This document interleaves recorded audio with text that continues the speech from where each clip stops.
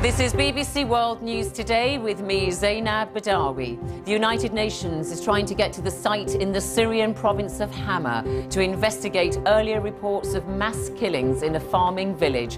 The UN says 100 explosions have been heard in the area. Not guilty. A London court clears former England football captain John Terry of racially abusing another player. Trading loss of nearly $4.5 billion for American banking giant JP Morgan. How far will this dent its reputation? Also coming up in this programme, China may still boast eye-watering economic growth rates, but the latest figures show the Chinese economy has slowed to its lowest rate since the 2008 financial crisis. Thanks for the memories. And thanks for the memories, the late American legend Bob Hope, honoured in London, where he was born.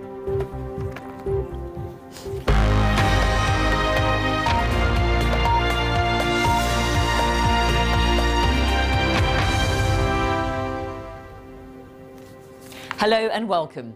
The United Nations mission in Syria says that it observed a big military operation on Thursday in an area where opposition activists claim that pro-government forces carried out a massacre. The UN mission said that more than 100 explosions were heard around the village of Termisa in Hama province, where activists claim more than 200 people were killed. But there is some doubt about who they were. Two opposition groups say many of the dead were rebel fighters. Meanwhile, the international peace envoy for Syria, Kofi Annan, says he's shocked and appalled at the apparent level of violence. Here's our diplomatic correspondent, Bridget Kendall. What looks like the shrouded body of a child, allegedly one of Tremsa's many victims. It's unverified footage and only indirect evidence to back up claims of a major massacre. Activists say the village was bombarded by tanks and helicopters and then stormed by pro-government militia. This very small village, which is no more than 11,000 people, was visited by a very big number of troops and armored vehicles and tanks. More than 250 people were killed. The UN peace envoy Kofi Annan in Syria just a few days ago confirmed the use of heavy weapons, calling it a violation and an atrocity. In Damascus, the head of the UN peacekeeping mission said they'd been blocked from visiting the scene. If we have a credible cessation of violence and a local ceasefire, we stand ready to go in with a larger team to verify the facts on the ground. What we have verified today. But who was fighting whom? Syrian state TV this morning blamed the attack on armed terrorists. But a later report suggested an army operation against opposition fighters. The Russian government, studiously avoiding blame, called for an inquiry. What is clear is that the UN peace mission's mandate is about to run out, and the Security Council can't agree on what to do next. So what might make the outside world unite on a next step? So far, the mounting death toll, possibly over 17,000, has made little difference. US intelligence has raised the spectre of Syrian weapons of mass destruction, though that might deter, not encourage, outside involvement. But the Russians have said a rise in internal dissent could make a difference to them, and there have just been 2 high-level defections. There may be a mounting conflict in Syria, but it's a crisis that's also a complex propaganda battle. Bridget Kendall, BBC News. Well, as we've been reporting, the UN Security Council is debating the extension of the UN mission's mandate in Syria, which is due to expire on July the 20th. Peter Wittig is Germany's ambassador to the UN, and he joins us now live from New York. Ambassador, Germany wants mandate extended under Chapter 7, which would allow, amongst other things, the use of force. You know very well that that's a red line for Russia. Well, let me first of all say how much we are appalled by the reports about this latest massacre. This is something that is not only deplorable for the victims and the Syrian people, but it also increases our need to act in the Security Council. It highlights the drama of the whole situation. Now, the Security Council is faced with a question: how can we go beyond what we've been saying all along without great effect, the resolutions that we took. We have to take a step beyond that. And that's why we're suggesting to include in that resolution a Chapter 7 reference.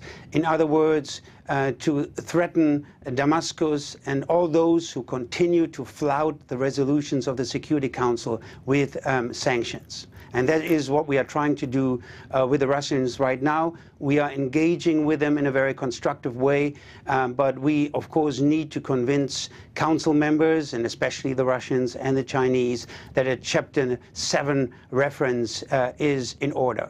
A Chapter 7 reference, as you know, allows the Council, the Security Council, to authorise actions ranging from diplomatic and economic sanctions to military intervention. Is military intervention something that Germany would consider to be still on the table? Well, in our draft resolution that is being widely circulated and it is known, we specifically limit the sanctions threat to economic and diplomatic sanctions in Article 41 of the UN Charter. So that is the limitation of the sanctions threat that we envisage in this resolution. And do you expect Russia to accept it? We are engaging with Russia in a very constructive way. We've been talking to them here. We continue to talk to them over the next days. Kofi Annan will visit Moscow. And what we are doing is basically supporting Kofi Annan and his plan, heeding his calls to stipulate consequences in case of non-compliance, and heed the call, the many calls of the Secretary General to act at long last. We just cannot continue business as usual and repeat our previous statements. Now is the time to go beyond and give the Annan plan some teeth. When Kofi Annan visited Syria earlier this week, the Annan plan, as we know, is basically a negotiated settlement to this conflict in Syria.